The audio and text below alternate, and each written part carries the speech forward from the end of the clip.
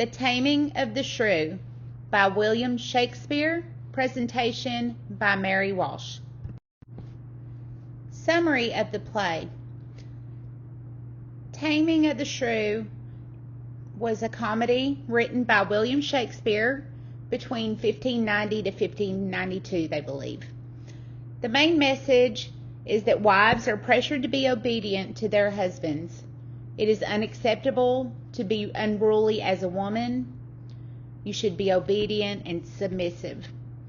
The way women are treated and the effects of that are represented in the play as well. Katharina is tamed by her husband as though she were a wild animal.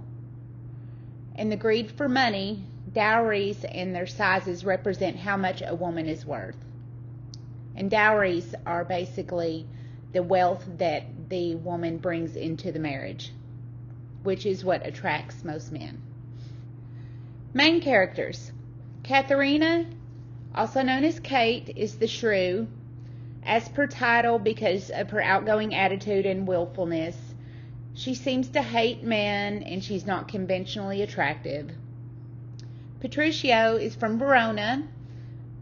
He's a young man and agrees to marry Kate because of her large dowry, but he must tame her as well.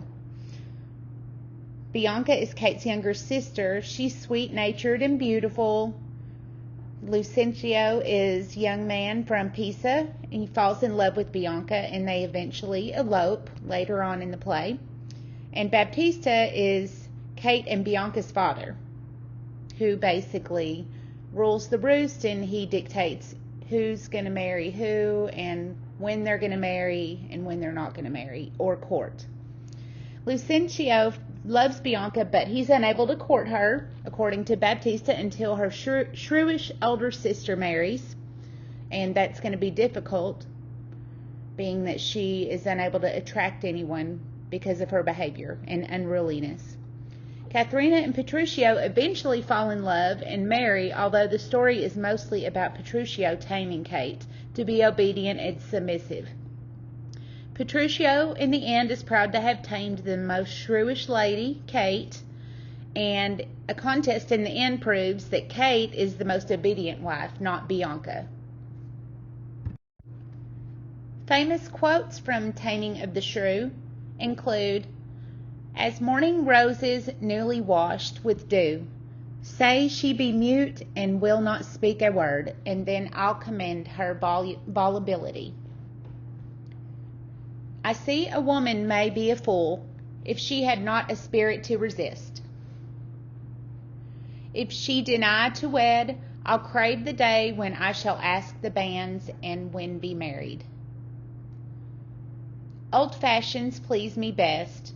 I am not so nice to change true rules for old conventions. My tongue will tell the anger of my heart, or else my heart concealing will break.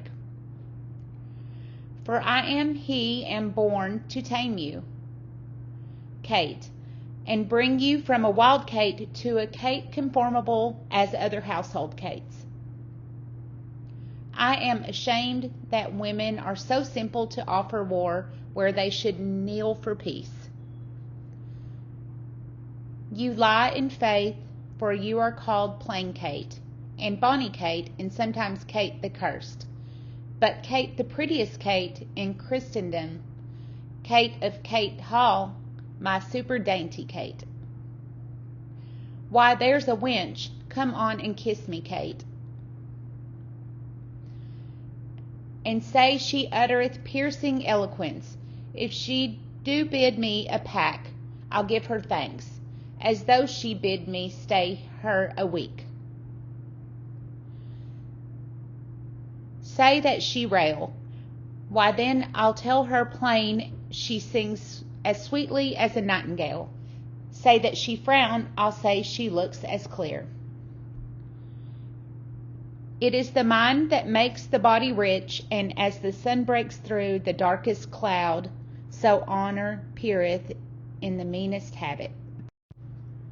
Vocabulary from Taming of the Shrew that might possibly be used still in today's vocabulary include fleet, is moving very fast, conceive, have the idea for. Satiety is being satisfactorily full and unable to take on more. Stoic, someone who is seemingly indifferent to emotions. Disdain is to reject with contempt. Prerogative is a right reserved exclusively by a person or group. Oblivion is the state of being disregarded or forgotten. Notorious is known widely and usually unfavorably. Forthcoming is available when required or as promised. Rogue is a deceitful and unreliable scoundrel. Forbear is to refrain from doing. Dissemble is to make believe with intent to deceive. And frivolous is not serious in content, attitude, or behavior. Originality of the play includes that it was lighthearted and a slapstick humor. It disguises and deceives with its characters. It has a happy ending and most characters come out satisfied. Shakespeare's later plays, they had a darker humor than this play in particular. And the play devotes a great deal of attention to married life after the wedding, whereas the wedding ceremony itself is usually the conclusion in other comedies. Shakespeare's principal sources and inspirations for the Taming of the Shrew include Shakespeare's primary goal was to entertain in order to pay his bills. He was not just writing out of his heart, for the heck of it. He really was trying to make a living and survive, and so that's how he would pay his bills.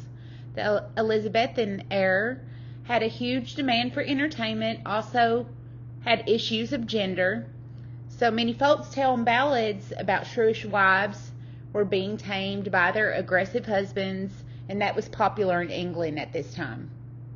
So that was an inspiration for Shakespeare to go this route with Taming of the Shrew.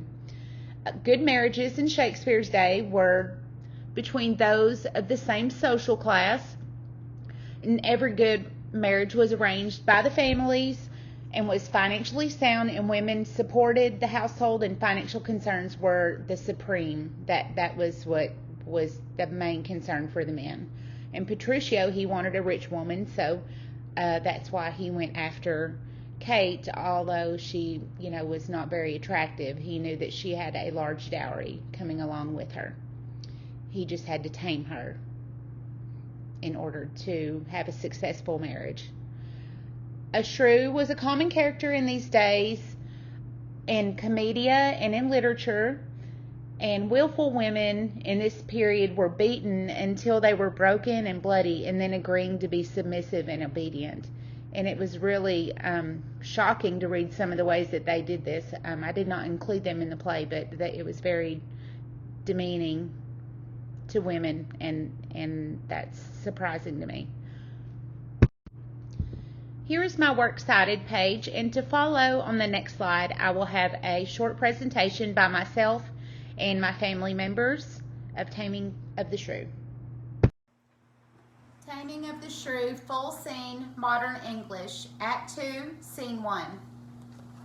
Katharina will be played by myself, Mary Walsh, Bianca by Molly Odell, Baptista by Jordan Holland, Gremio by Maddie Odell, Petruchio, Richard Walsh, Tranio, Julian Cassette, and Hortensio, also played by Molly Odell. Good sister, don't do this to me or to yourself. Don't treat me like a slave. If you want my clothes, just untie me and I'll take them off myself. You can have them all down to my slip. I'll do what you ask. I know to obey my elders. In that case, here's what I ask. Who do you like best of all your suitors? Tell the truth. Trust me, I've never seen a man I liked more than the rest. You're lying, you brat. It's Hortensio, isn't it? Do you have a crush on him? By all means, you can have him. I'll send him your way myself.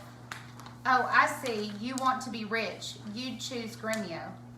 You're jealous because of him? You must be joking. I see. You've been joking the whole time. Kate, please untie my hands. If that's a joke, then I guess all the rest was too. What is going on, girl? Where does this anger come from? Bianca, get away from her. Poor girl, she's crying. Go work on your sewing. Don't worry about her. You should be ashamed of yourself, acting like a monster. Why are you doing this to her when she's never did you wrong? Has she ever said anything to anger you? Her silence insults me, and I'll get my revenge. Right in front of me? Bianca, get inside. Can't you just leave me alone? No, now I see. She's your treasure. She must have a husband, but I must dance alone, single on her wedding day, and die an old maid. Don't talk to me. I'll go sit and weep until I get an opportunity for revenge. Has any man ever had it so bad? Hey, who's there?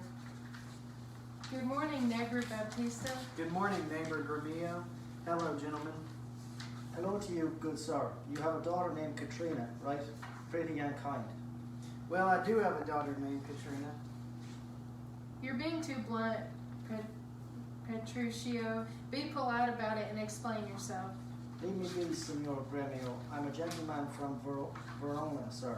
I have come here because I heard about your daughter, her beauty and her wit, her friendliness and her shy modesty, her wonderful qualities and mild behaviour. I'm here to boldly ask to be a guest in your house. I want to see your daughter for myself, after hearing so much about her. And in return for hosting me, I present you with my servant. He's skilled in music and math. He can teach them to Bianca. I know she's good at those subjects. Accept him or you'll offend me. His name is Litio, and he's from Mantua. Welcome, sir, and your servant too. If you say so. As for my daughter Katrina, I know she's not the girl for you, unfortunately for me.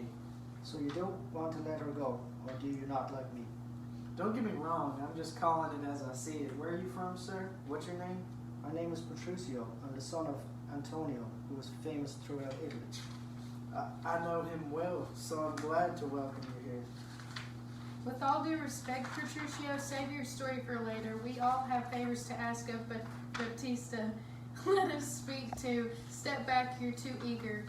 Oh, pardon me, Signor Gremio, but I'd like to get on with it. I don't doubt it, sir, but I swear you'll regret this pursuit. Neighbors, Petruchio's gift was very kind. To express the same kindness, I, who owe you more than anyone, offer you this young scholar. He's been studying in rhymes. He is as skilled in Greek, Latin, and other languages as the other man is in music and math. His name is Cambio. Please accept his service. Thanks a million, Signor Grimio. Welcome, good Cambio. But you, sir, seem like a stranger. Can I boldly ask you why you've come here? Pardon me, sir. I'm the bold one, new to the city. I'm here as a suitor to your daughter, Bianca. Beautiful and virtuous, but I know you've made your decision about her older sister. This is all I ask of you, that we can learn more about me. You'll become me among the other suitors with the same access and favor as the rest, and help to in the education of your daughter. I give you a simple and small selection of Greek and Latin books. You acceptance and would add to their value. So your name is Lucencio. Where are you from? Casa, sir, I'm the son of Vicentio. Mighty man from Pisa. I've heard a lot about him. Welcome, sir.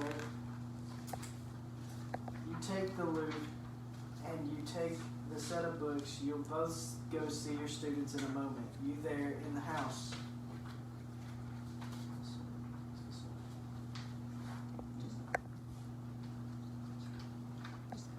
Signor Baptista, I'm afraid I'm in a hurry and I can't come here to woo Katrina every day. You knew my father well, so you know that I'm the only heir to his land and wealth, and I've improved it rather than decreased it. Tell me, if I win your daughter's love, what dowry will she bring with her as my wife? 20,000 crowns right away, and then half of my lands after I die. In return, I guarantee her rights as a widow. If she lives longer than me, she will inherit all my lands and wealth. Let's write up a contract between us so we both keep our sides of the bargain. Yes, just as soon as you win her love. This is the most important part. Oh, that'll be easy. Let me tell you, Father. I'm as determined as she is stubborn. And when two raging fires meet, they consume whatever fuels them. Even though a fire grows with a little wind, too much wind will put the fire out. That's what I'll be to her. She'll yield to me. Since I'm tough, I don't pursue women weakly. I hope you're successful. Good luck. But get ready for some insults. I'll shield myself like a mountain against the wind. Mountains don't shake, even though the wind never stops blowing. What happened, my friend? Why do you look so pale? If I look pale, it's from fear. What, is my daughter not a good musician? I think she'd be a better soldier than a musician. Weapons might suit her, but never lutes. Can you break her in and make her like the lute? No, I can't. She's broken the lute on me. All I did was tell her she had the frets wrong and move her hand to teach her the right fingering. Then all of a sudden, impatient and monstrous, she said, "You call these frets? I'll do more than fret. I'll fume." And as she spoke, she hit me with the lute so that my hand went right through it. And I stood there astonished for a while, my head sticking out of the wood as if I was on the stalks. She called me a worthless fiddler, as a strumming scoundrel. She abused me with 21 of these names, as if she'd prepared them in advance. What a lively room, I swear.